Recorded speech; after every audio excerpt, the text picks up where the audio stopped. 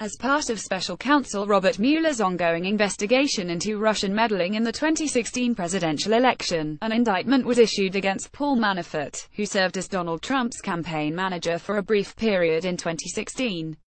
The indictment, the full text of which can be read over at Vox.com, also names Manafort aide Richard Gates.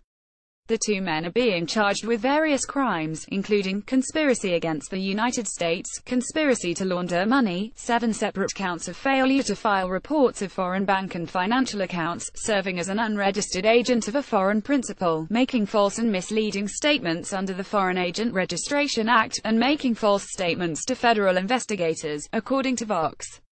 The money laundering charges are tied to real estate that Manafort owns in New York City, specifically a condo on Howard Street in Soho, and a house on Union Street in Carroll Gardens, both of which were bought in all-cash transactions through a shell corporation based in Cyprus. According to the indictment, Manafort claimed that the Howard Street apartment was a secondary residence for his daughter and son-in-law, when in fact, he was renting it out on Airbnb, among other places. He falsely represented it as a residence to a bank in order to receive a mortgage of approximately $3.185 million, which would have been lower had he disclosed that it was being used to generate income. And let's not forget that it's illegal to rent an apartment on Airbnb for fewer than 30 days if the owner is not also present in the space.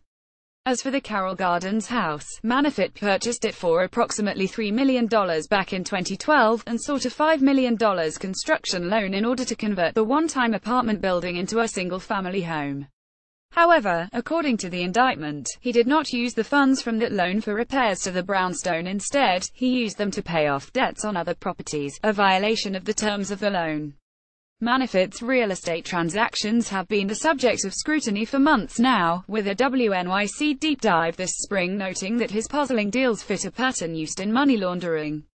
New York State Attorney General Eric Schneiderman and Manhattan District Attorney Cy Vance have also reportedly been looking into Manafort's New York City homes for evidence of wrongdoing. And while it wasn't named in Mueller's indictment, Manafort's Trump Tower condo, which he purchased, again in an all-cash deal, in 2006 through an LLC called John Hanna, has also been eyed for shady dealings. Manafort has allegedly benefited from a tax break available to NYC condo owners, receiving as much as $5,000 per year through the program. However, it's only available to those who claim their New York property as a primary residence. And as we previously reported, Manafort has claimed both the Trump Tower condo and a condo in Palm Beach, FL as his primary residence. HES registered to vote based on the Florida address, and even voted in that state in the 2016 election. And crucially, Manafort has also received a tax break on that condo under a program known as the Homestead Exemption, which is, of course, not allowed if his primary residence is elsewhere. As for the indictment, Manafort and Gates both surrendered themselves to authorities on Monday morning. What happens next remains to be seen.